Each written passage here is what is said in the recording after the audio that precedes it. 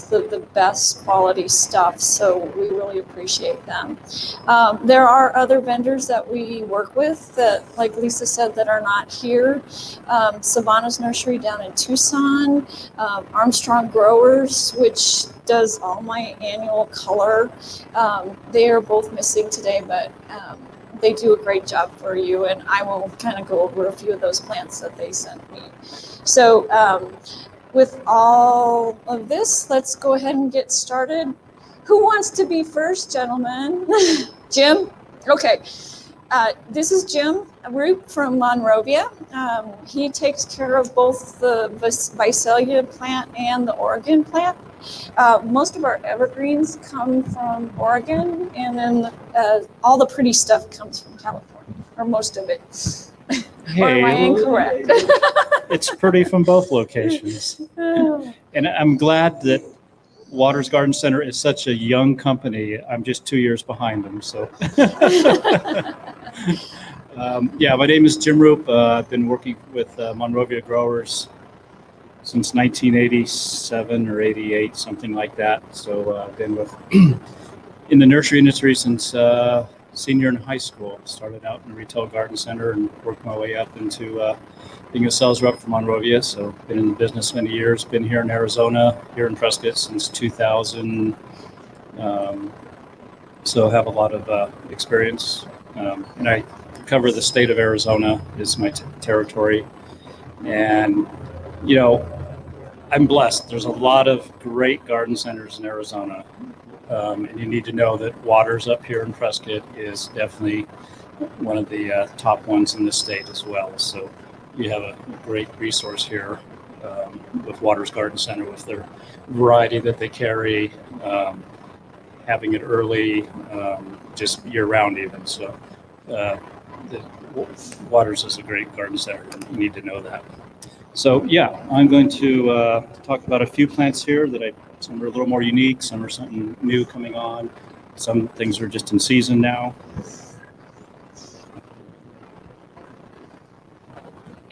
We'll start out with the Hello Boris.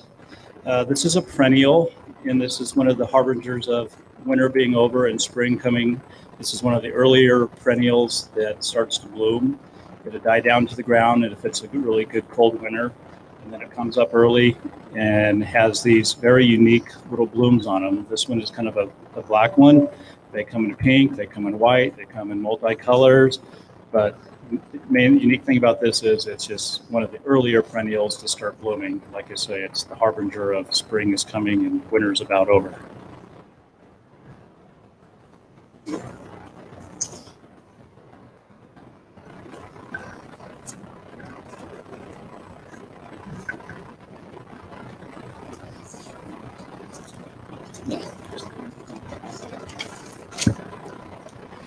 Another plant that means spring is about here or is here really is going to be your lilacs. They're like one of the first shrubs you'll start seeing blooming in the landscapes here pretty soon. They come in multiple colors, sizes. This is one of my favorites. This one's called Sensation, and it's a multicolor. It's got kind of a purple lavender with white edging on it, and it has a nice fragrance to it. This is kind of more your typical taller lilac. And we have some newer varieties that have come out in the last several years. This one's called Bloomerang Purple. And what's more unique about this one is it has a longer blooming period, will often rebloom a little bit, possibly in late summer and fall to give you a little bit of color as well. It's not as tall. It's going to be more of a 3 to 4 foot plant instead.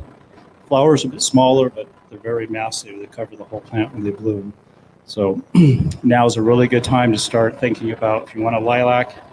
Now is the time to get a lilac because there's many different colors and varieties here. Because once they bloom and they're done, nurseries don't carry them anymore because we as growers, we're sold out of them. So I don't have anything more to ship.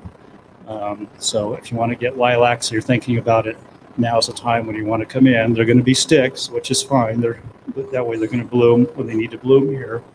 But they all have picture tags, so you can get a good idea of what the flower looks like.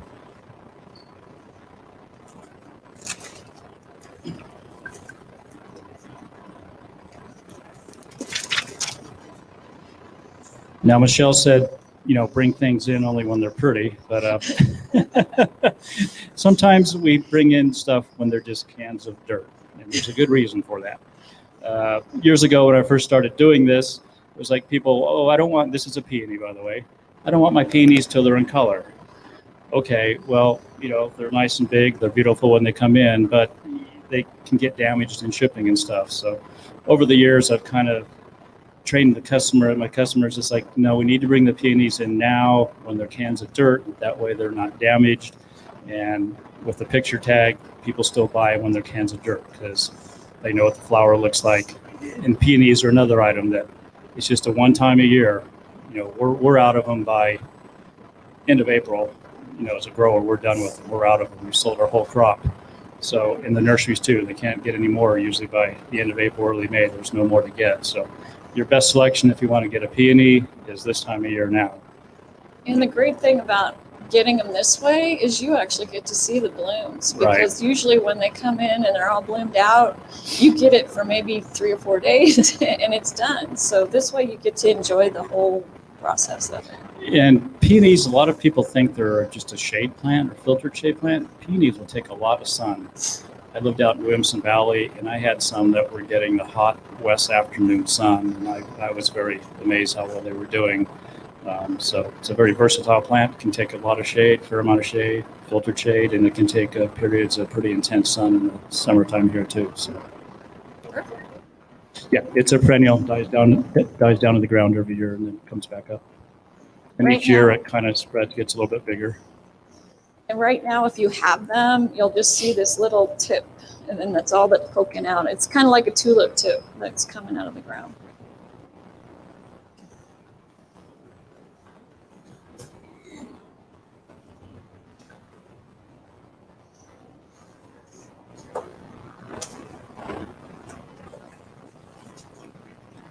This is kind of another unique plant that a lot of people aren't familiar with, called Pieris. This is another early spring bloomer. It's evergreen, doesn't lose its leaves. They come in assorted colors, anything from pinks. This one's called Tiki. It's a white one, a dwarf one. One called Mountain Fire. The new foliage is bright red. It's a little bit taller. This is a plant a little more for shade here, a filtered shade. It'll take a little bit of direct sun, but not all day full sun. More of a filtered shade is the best climate for it. And like I say, it's a early blooming spring plant. The unique thing is these buds will start setting in the fall.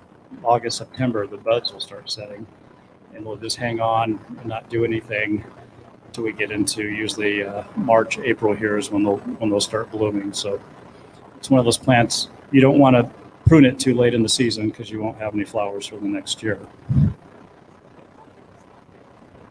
It's actually pretty long when they start blooming. It's 3 to 4 weeks that you'll have color on them, especially as the plant gets bigger. So,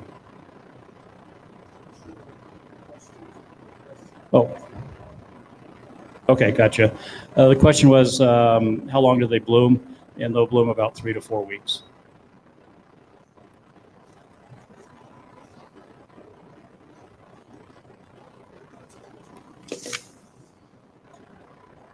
Okay, brought something in pretty. Who can't resist lavenders? Even if you didn't like the flower for some reason, there's the smell to them. If you don't like the smell, there's the flowers to them. The texture, lavenders are so versatile. Great pollinator plants too. They really attract the bees. They're great for that. So I got a couple varieties here. This one's called Javelin Rose. This one's Javelin Dark Purple. These two are a Spanish type lavender. And they have a totally, a unique bloom to them. There's many different bloom types to lavenders. Some are like more spikes, like your English lavenders, but the Spanish are they have a very large flower and very showy. And lavenders are evergreen here. They do well in the full sun. Really long bloom period. They bloom and they bloom and they bloom. And if you kind of cut them back, you can get a second bloom to them as well. And then this one's kind of unique here. Silver Anook, this one is called. And it does bloom also kind of a flower similar to that, not quite as, about like that color. But what's really nice about it is this silvery foliage, which gives you a whole different texture and look in the garden. Great for a moonlight garden because of the silvery whitish foliage to it. So even when this one's not blooming, to me, it has appeal to it because it has the color to the foliage as well. And look at the contrast. If we put them together, you'll have the both types of green. Yeah. And then a little bit later in the season, probably more of this English type lavenders will be coming in. Yep.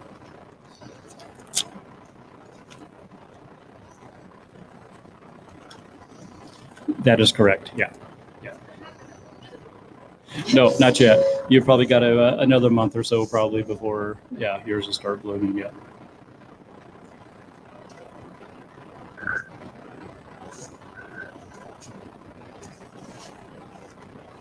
This is a new series of rose that came out a couple years ago called Grace and Grit. It's a landscape rose. I don't really like to sometimes sell it as a rose when I'm, helping out in garden centers, because to me it's more of a landscape flowering shrub. They call them landscape roses. There's several different types, flower carpets. And this one's called Grace and Grit. It's more of a shrub one to about 4 feet tall. And they come in they come in double red, double pink. One's a bicolor, pink and white. That one's one of my favorites. Yellow, white. There's a peach one too. Peach one, yep. But what's great about the new landscape roses out now is that they're no fuss. You don't have to worry about how you prune a landscape rose. You just take your head shears out to it when you want to prune it, and it comes back bushy and blooms and keeps blooming. You don't have to deadhead to keep it blooming. Very disease resistant as well. So it's just a real good full sun landscape color shrub, really is what it is. That's going to give you color most of the summer. A lot of your shrubs sometimes have a short blooming period, etc. But if you get a landscape rose, you have off and on color through the whole growing season. So I think they're underused for shrubs in the area. Question? Oh yeah, they're great in pots. Yep. What gophers we'll get to, yeah.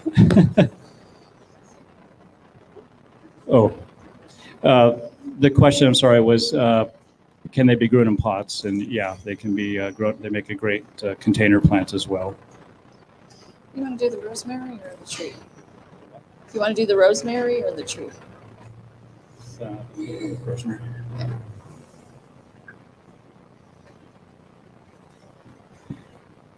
This is a rosemary, and this variety is called barbecue. This one was selected, hence the name barbecue. It was selected for the aroma of the foliage. Has very stout stems that if some people use the stems as skewers, etc. So it's a variety that was selected for its use in the culinary for its foliage, its aroma, taste. All rosemaries can be used for that, but there are some specific varieties that were selected for those purposes, and this is one of them called barbecue. This one can actually, usually I have it outside in a pot next to my barbecue, and I just leave it out there. And if it's a really cold winter like this winter, it's got a little burn on the top. That's okay. I just prune it back probably after the storm is over. I'm going to prune it back, and it will all leaf out again. So you can leave them out. They tend to do pretty well here, even through the winter. And they take the sun, of course. So if you got a hot patio or something, it loves it. It's going to be fine.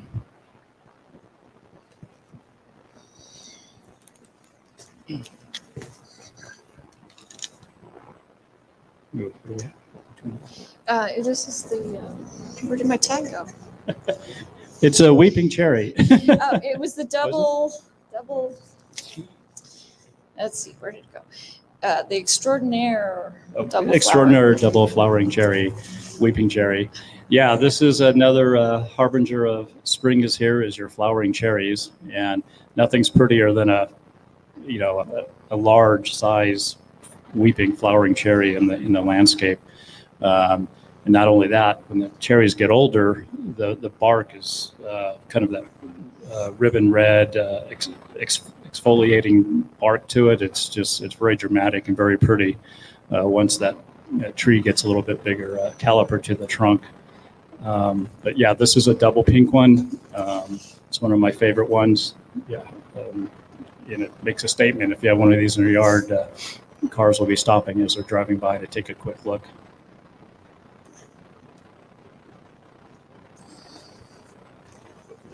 Yeah. Another one of my favorite spring flowering trees is the Redbud. This is the Oklahoma Redbud. It's fairly early bloomer too. You won't see these blooming in the landscapes till about April here. It's usually when we start to see them bloom.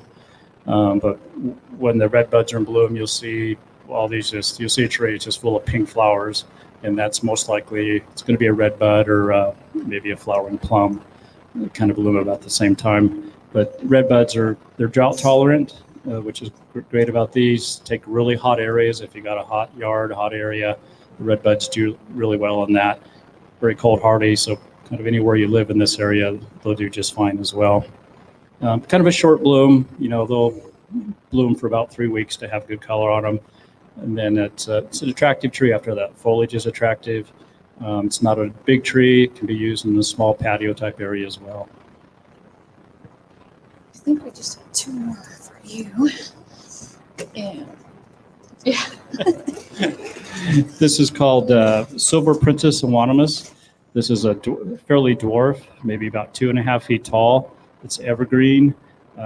It's great for little low border areas. Can be in full sun. Can take a little bit of shade.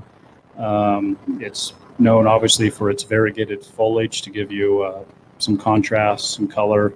Doesn't bloom or anything like that, but it's what it's known for is its variegated foliage. Like I say, if you got a narrow border that's no more than 1 foot, 2 feet wide, you need something low along your walkway or something, a row of these works perfect for a situation like that.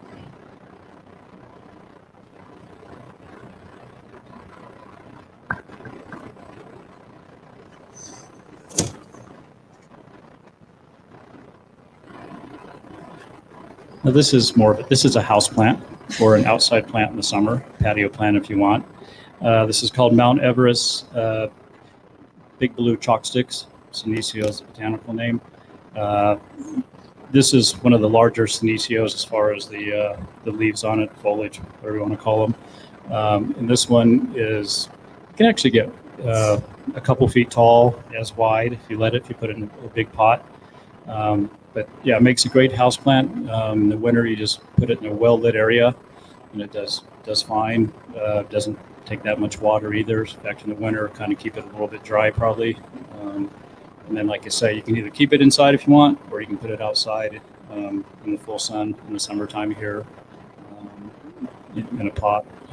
Obviously, you don't want to put it in the ground because it's got to come inside in the winter. So, and then if you're really energetic and creative, as it gets bigger, you can take little snippets off and start your own plants too. Give them to your friends. We don't tell them that. I think you're done, Jim. Any other questions? And I will be around here for most of the days helping customers, or if you have any other questions, please feel free to seek me out and I will help you out. Thank you, Jim. Aaron, you want to come on up?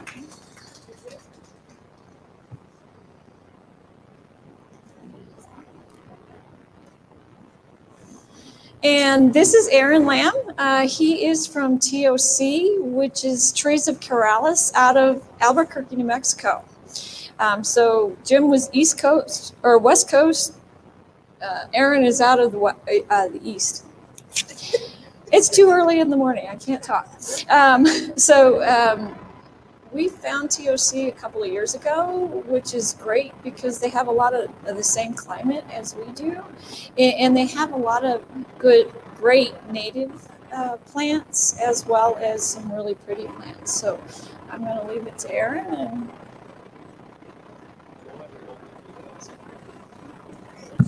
Turn the mic on, it might help a little bit. Good morning, how's everybody doing? Good. So my name's Aaron Lamb. I'm with Trays of Corrales. We're located in Corrales, New Mexico, which is just north of Albuquerque along the Rio Grande River. And as Michelle said, our zones are very similar. Corrales is a little bit colder than areas of Albuquerque, but we do sell a lot to the surrounding Albuquerque area, so it's very comparable.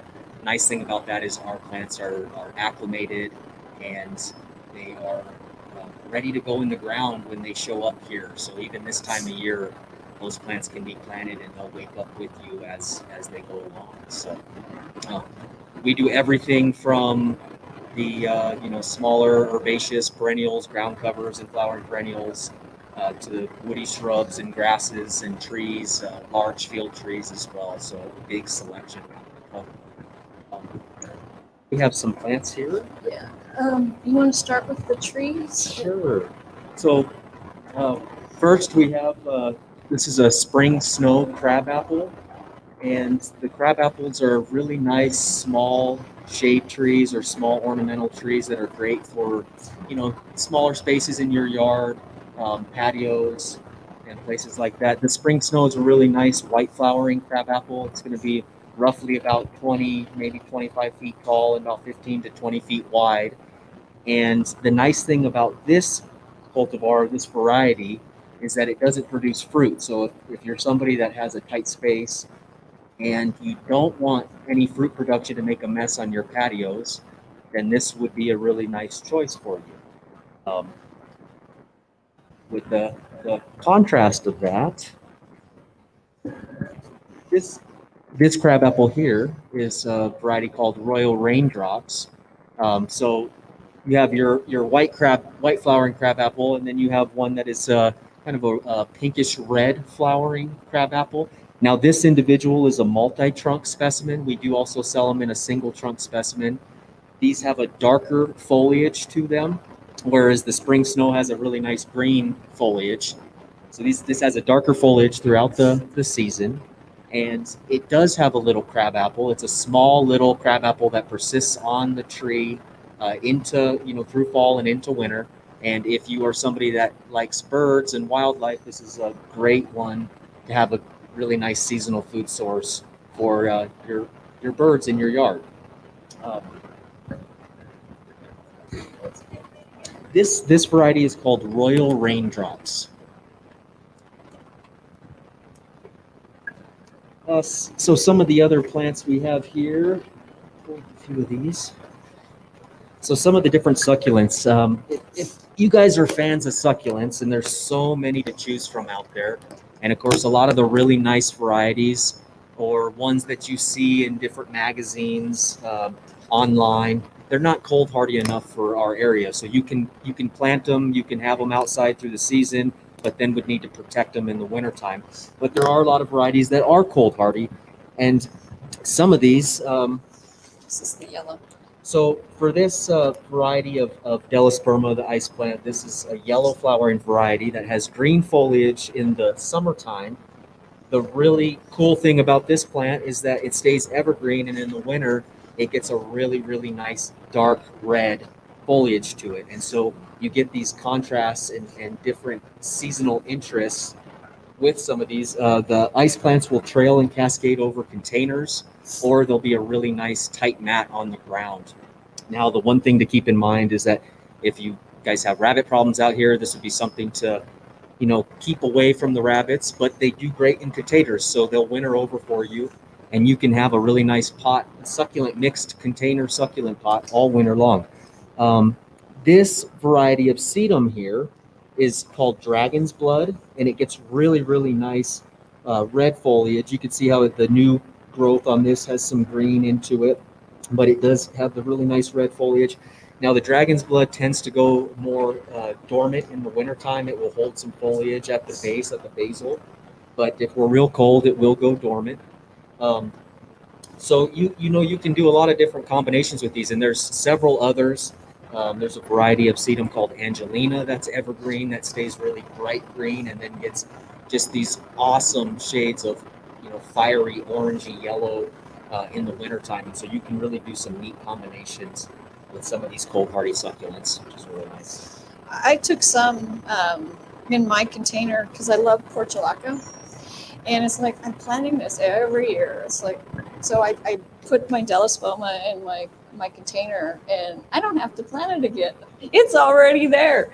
And the flowers are very similar to the portulaca, so it looks really pretty. But the birds and the rabbits do like it. Yes, the finches will go for the Delospermas as well.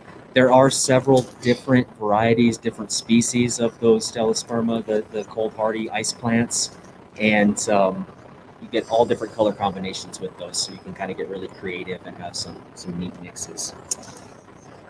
This is your Provence. All right, so this is Provence Lavender. This is a number 5 or a 5-gallon, and this is one of the and it's a nice looking lavender. I like the English lavenders a lot. I'm a big fan of the angustifolias, but some of these hybrids, the Provence Grosso that we grow, just have some nice form to them, nice character. It is a purple flowering variety. And this one's more spiky flowers than the Spanish lavender. If anyone probably can't see this. The nice thing about these lavenders is that these are really cold hardy, so you won't have to worry about any issues. Sometimes some of the other varieties can be a little bit marginal, but these guys are listed as a zone 5 and will do just fine for you out here.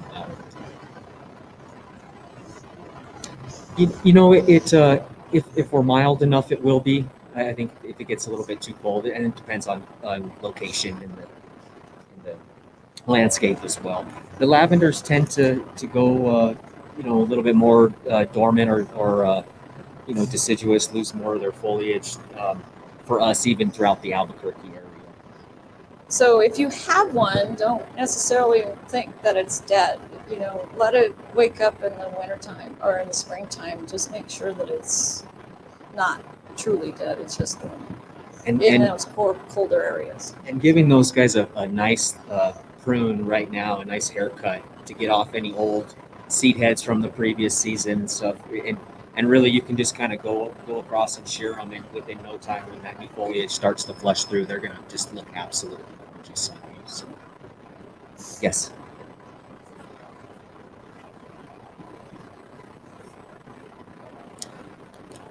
So the question is, if you have one in a container and you think that it is dead or it's not alive, can you replant it or put some new soil around it? So I would say you probably would want to see some growth coming, at least at the base or coming out of it, some new growth. But if you cut back into it and you see some green within the stems, and it's probably a good chance it's still alive. The upper parts of the plant may need to be trimmed back pretty good, but just kind of play with the lower parts and see if they seem pliable and if they have some green in there. Lavenders can be a little finicky sometimes. A lot of times, if your soil's too heavy, they can be overwatered. They do like well-drained soil, but it's kind of one of those ones I feel like customers it's one way or the other. They either give it too much love and too much water, or they don't give it quite enough. Once lavenders really get well established, they're very, very low water. They don't need a lot of extra. So if you had one in the ground for half a season or a season or so, just be aware of that. If you start to struggle with it and you're watering a lot, it may be a little too much for it.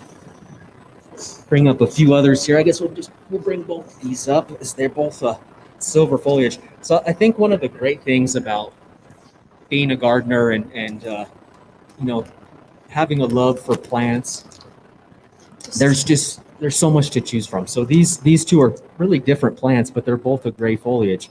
They have very different textures to them, and so you can really start to get creative. And the whole gardening, it's to each their own and what you like. So don't ever let anybody tell you that this isn't how this is supposed to look, or this isn't it's your choice ultimately. Now you want to stay within certain parameters and plant stuff that's going to survive in your area.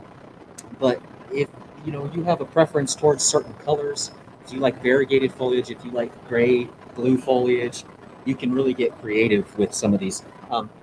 So with that said, this is a variety of plants called Snow in Summer, and it's a little ground cover and gets covered with little white flowers. Really, it does go dormant in the wintertime, but just a really nice color combination.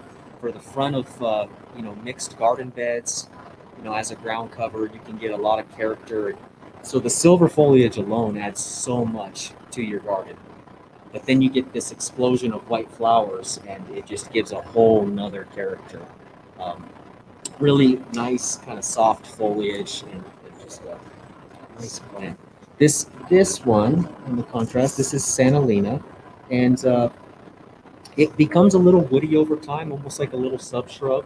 But it's going to be roughly about 1.5 feet tall, maybe a little taller, and then about 2 to 3 feet wide. So it stays evergreen, which is really nice. It's rabbit resistant. It's a little yellow button flower on it, and just makes a nice specimen. So you have this tight foliage. These benefit from being pruned back on a regular basis. Doesn't have to be every season, but if you let a plant really get wide and old over time, then it may get kind of woody and not look as good. So pruning these throughout the season will really keep a better form to them. Where would you prune it?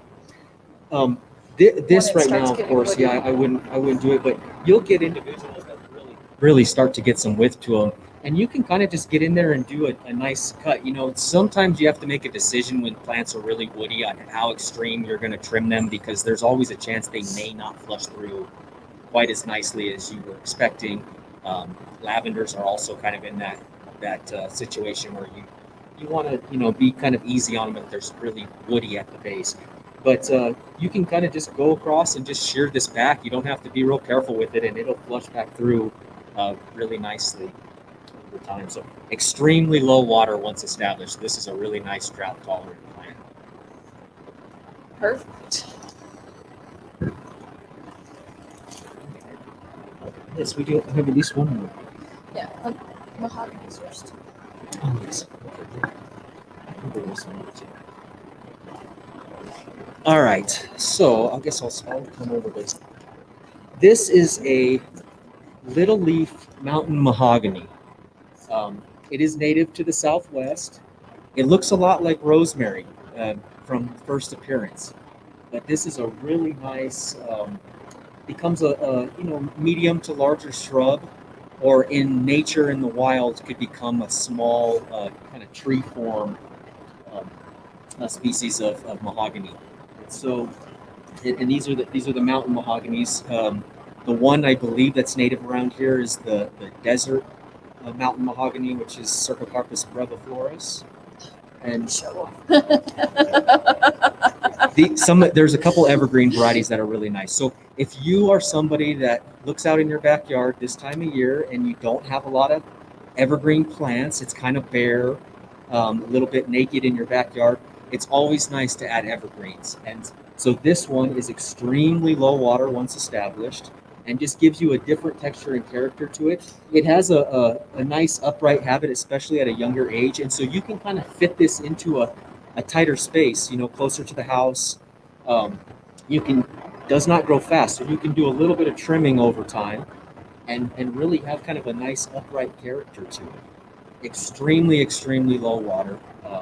All the different Cercocarpus, the mahoganies, which we grow 4 different species, are really, really nice Southwest native shrubs.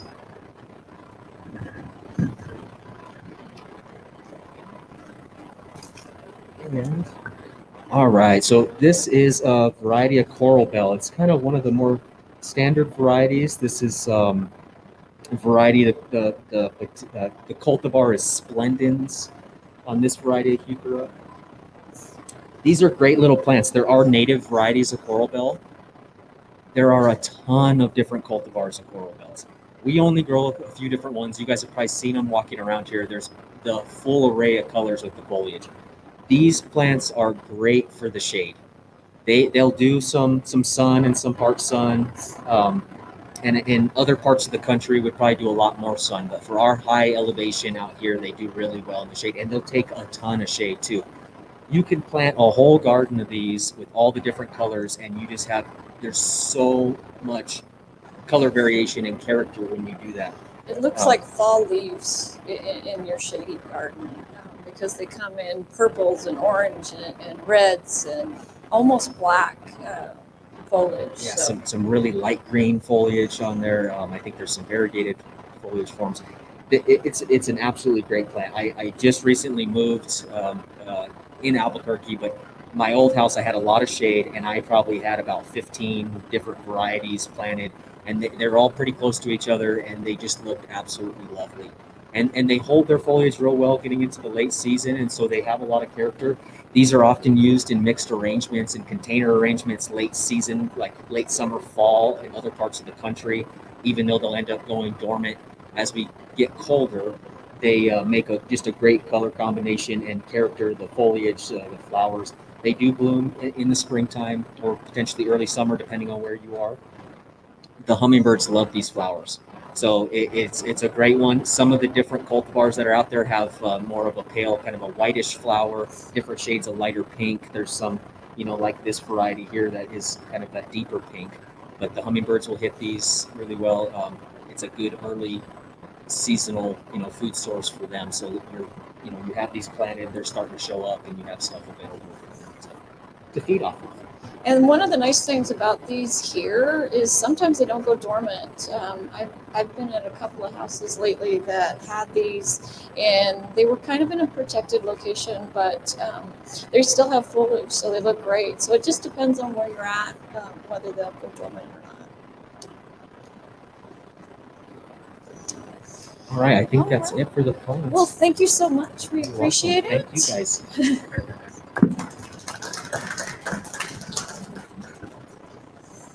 Okay, let's start with Sabanos.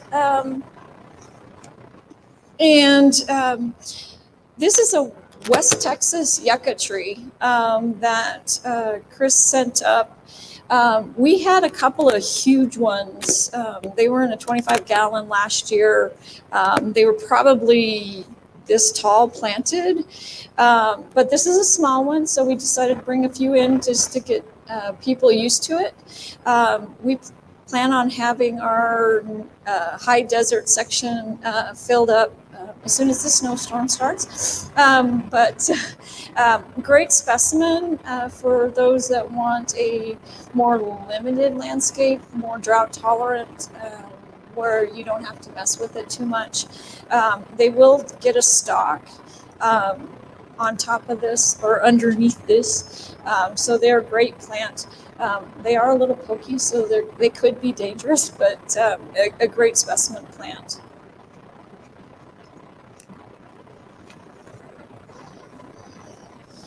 And this is a mountain agave, which does really well here.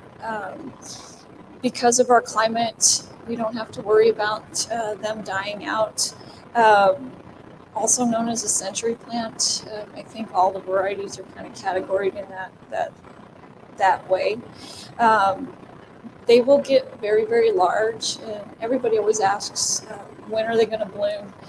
It's like, well, do you really want them to bloom? Because as soon as they do, they die. But usually you'll get pups out of them, so it's a great plant, and they are truly spectacular when they do bloom. Usually the spikes come up 12, 15 feet, and it's really interesting to watch those spikes come up. They grow like a foot a day, so it's really interesting.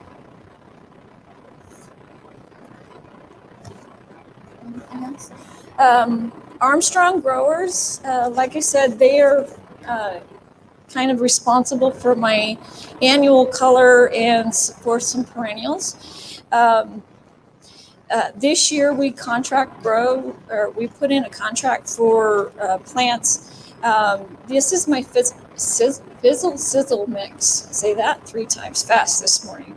And it's a great ruffly pansy, does great in the snow, and will last through May. It's a great mix. We are having a sale on these, buy 2, get 1 free.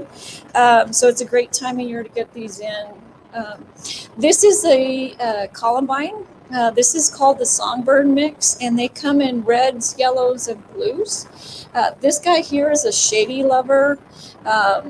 Blooms twice a year usually. So make sure you deadhead. That's really important, and they'll come back for you year after year. They do go dormant in the winter time.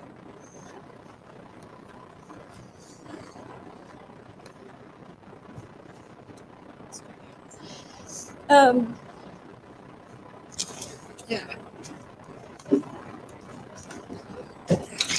okay, can you see it or do you want it on the ground?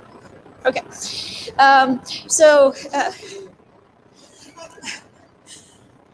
We did 2 trucks yesterday. I can do it. Schmidt, yeah, I'm sorry. J. Frank Schmidt. All these tough words for me this morning. Sent a load of trees yesterday, and we get these from a variety of different vendors, but this is a Pixie Peach. It's a great dwarf peach that'll get about 6 foot tall. I do have one in my chicken coop because I have deer and rabbits that like to chew on it. But it's beautiful. Mine is about this tall right now. They are blooming early like the rest of our peaches here, but mine is still nice and tight, so they'll bloom later on in April. But it's a great peach tree. You know, people think with the dwarf trees that you will end up with real small fruit. If you don't cull them off, you will have small fruit, but if you do cull them, you'll end up with peaches that are normal size peaches, and they're great. I had about 35 last year. Absolutely, they do. Her question was, can you put it in a pot? And they do really, really well in a pot.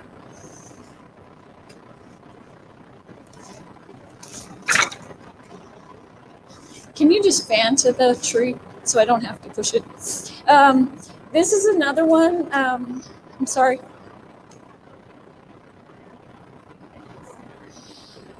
Okay.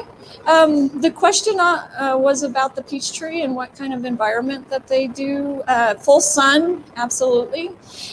If you can put them on an east side of the house where they get a little bit of western protection so they don't heat up so much, you can usually kind of trick them to not blooming quite as early. It just kind of depends on the year whether they're going to bloom out early or not. You never know in the mountains of Arizona.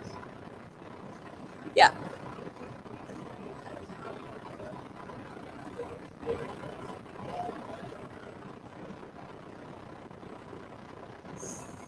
His question was, would you go ahead and plant it now, or would you wait until after it blooms? So basically, you're probably, if you plant it, you will lose a lot of the blooms off of it, which when you're first planting it anyway is not so bad, because fruit production takes energy, and when you first plant, you want all that energy to go to the roots. So it really doesn't matter. So even the next year, if you have a full-on bloom, you'll still want to pick most of that off because you're still in that root production phase. Once you get a good set of roots down, then you can let it do its thing and get that full peach. Exactly.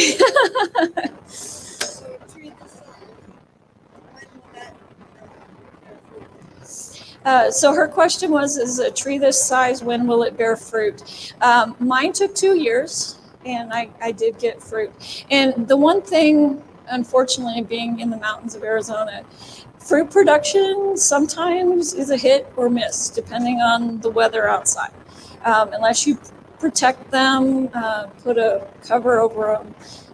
I have an apricot tree that for some reason just decided to say, here I am, overnight. It's like, so he's wrapped in a sheet right now.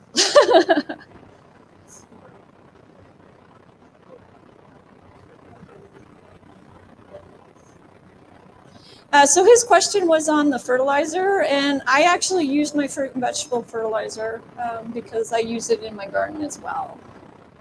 Okay, we're going to pan over to the tree. This is a Baccarat blue spruce, and This one came from Zester Farms, and the great thing about this tree is it is a blue spruce variety, but it doesn't get quite so wide as the Fat Alberts or the Colorado Blue. It's a little bit more narrow, not a lot, but a little, usually in that 10 to 15 foot range. So a great specimen for a smaller yard. Okay. Just a few more things. We got some Talavera Pottery from L&L. Kenzie is our new hard goods gal, and she ordered some new stuff for us down in the store. So there's some cute little animals, some really pretty pots that you can put your houseplants in. Isn't that pretty? And this is a Dracaena. This is also from Armstrong Growers, or is it from Korea? Anyway, it is a beautiful Dracaena. It will get taller, but you can't beat the color of this foliage. And it looks really good in this blue pot.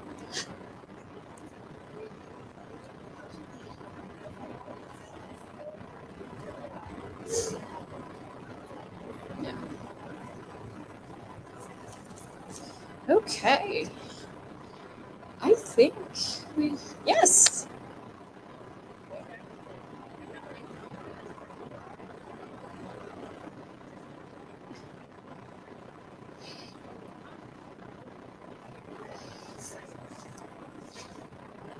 Her question was about a nectarine tree and how to protect it. There is frost cloth out there, and we do sell it. Basically, you just want to wrap it up in the evening from the top to the bottom, because you're protecting the flowers, basically. And then you want to take it off in the morning, because it heats up when the sun hits it, and you don't want it to get real hot inside there. So it's one of those, it is a task, just like everything else in gardening. So you have to take it on, or take it off, put it back on, until it's done. Yeah. Guzman. Magnolia tree. Thank you for asking. All righty. So this is another one from Bailey's Nursery. This is the Royal Star Magnolia. This is a shadier. Okay. All right. So this can do both. It's a multitasker. So this guy blooms in the early spring. It is one of our 8 blooming trees. And really spectacular blossoms. There is also a pink one, and I don't recall the name on that one, but they do come in pinks and whites. Okay, yeah, I think this one's a little shorter than the pink one is.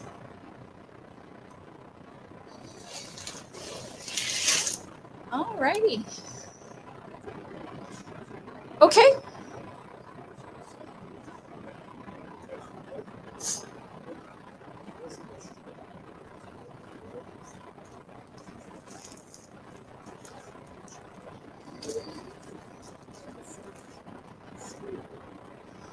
All right. So yes, Robin, we do have a selection at the store.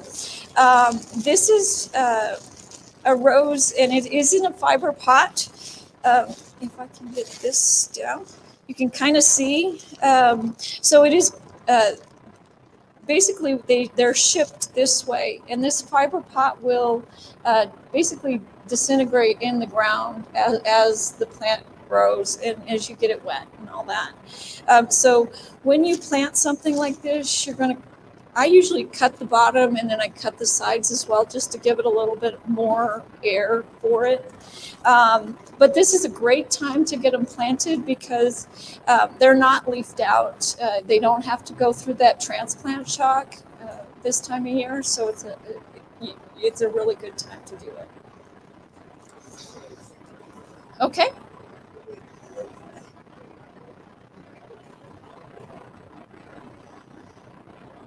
I would imagine Javelina will eat Columbine because they like that soft tissue. I don't, maybe not eat it, but they'll definitely dig it up and all of that stuff too. So I would definitely protect the Columbine. Anything else from anyone else? All right. Well, we really appreciate you all for coming.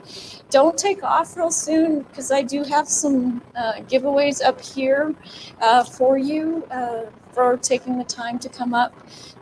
So we really appreciate it. Thank you so much.